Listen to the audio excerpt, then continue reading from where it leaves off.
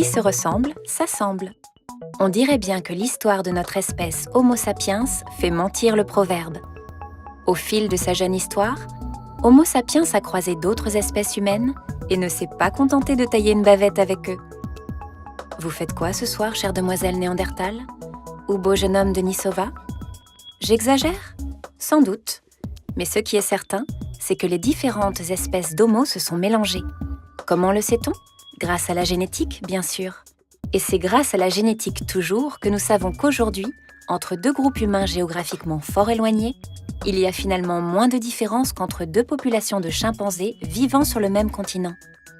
Frédéric Austerlitz, généticien des populations humaines, nous en dit plus sur notre identité génétique. Donc nous allons parler de la diversité génétique des populations humaines actuelles. Donc cette diversité génétique, c'est intéressant de voir qu'elle décroît quand on s'éloigne d'Afrique. En effet, les populations africaines ont actuellement la diversité génétique la plus riche. Les populations européennes sont un peu moins diverses, celles d'Asie de l'Est le sont encore moins, et les moins diverses génétiquement, eh bien, ce sont les populations d'Amérique du Sud. Cela s'explique facilement. Les petits groupes d'hommes qui ont quitté l'Afrique n'ont emmené avec eux qu'une partie de toute la diversité génétique qui était présente en Afrique. C'est ce qu'on appelle l'effet fondateur. Mais ce processus, il s'est répété tout au long de la colonisation de la planète, et alors de ce fait, son effet s'est amplifié. Mais une partie de la diversité génétique qui était sortie d'Afrique a également été perdue pour une autre raison, c'est ce qu'on appelle la dérive génétique. Donc la distance utilisée pour mesurer l'éloignement de l'Afrique n'est pas la distance à vol d'oiseau. En effet, ces populations humaines qui sont sorties d'Afrique il y a environ 100 000 ans, bien elles se déplaçaient essentiellement par voie terrestre ou par voie éventuellement maritime, mais en restant le long des côtes. Bien, cela a quand même permis aux premiers hommes d'atteindre l'Australie il y a environ 50 000 ans.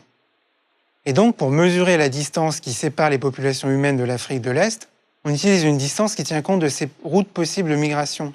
Et c'est en représentant la diversité génétique en fonction de cette distance qu'on met en évidence le processus de colonisation.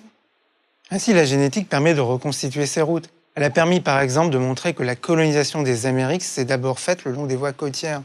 En effet, plus de populations humaines sont éloignées géographiquement, plus leur distance génétique est importante. C'est ce que l'on appelle l'isolement par la distance, un phénomène observé chez de nombreuses espèces. On constate cependant que notre espèce présente peu de différences génétiques.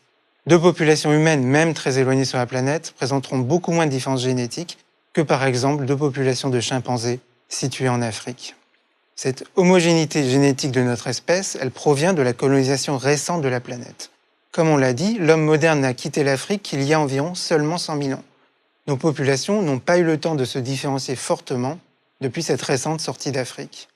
L'homogénéité de notre espèce a peut-être aussi été d'ailleurs renforcée par des migrations de proche en proche entre les populations. En fait, comme l'homme moderne a quitté l'Afrique, il a rencontré d'autres espèces humaines, notamment l'homme de Néandertal et l'homme de Denisova. En fait, récemment, on a fait des études de génome d'hommes modernes, mais aussi de génome de fossiles de Néandertal et de Denisova. Et ces études, elles amènent à penser, pour de nombreux chercheurs, qu'il y a eu des événements de reproduction entre ces différentes espèces. Et donc, on considère actuellement que tous les humains hors d'Afrique, ils ont une proportion de leur génome qui provient des hommes de Néandertal. Ça se situe entre 1% et 4%. Par contre, en ce qui concerne l'homme de Denisova, on ne trouve de traces de son génome que dans les populations d'Asie du Sud-Est, de Mélanésie et chez les aborigènes d'Australie, avec une proportion qui peut aller jusqu'à 6%. Ensuite, l'histoire récente a connu de nombreuses migrations, par exemple la colonisation de l'Amérique ou la traite des esclaves, qui ont fait se rencontrer des populations génétiquement éloignées. En fait, de nouvelles populations sont issues de ces rencontres. Par exemple, la population afro-américaine est particulière. 80% de son génome environ provient des populations africaines et 20% des populations européennes. Et donc, contrairement à ce qu'on pense souvent, ces nouvelles populations, qui sont issues de mélanges entre des populations éloignées génétiquement, eh bien, elles présentent souvent une plus grande diversité génétique que les populations d'origine. Nous retiendrons de l'intervention de Frédéric Austerlitz que plus une population est éloignée d'Afrique, moins elle est diverse génétiquement. Que la génétique aide à reconstituer les routes de peuplement suivies par l'humanité. Que la population humaine est génétiquement très homogène du fait de ce peuplement récent de la planète qui date d'environ 100 000 ans. Mais aussi qu'un faible pourcentage des génomes de Néandertal et de Denisova se trouve dans certaines populations humaines actuelles et que les migrations récentes ont entraîné de nouveaux métissages entre les populations humaines.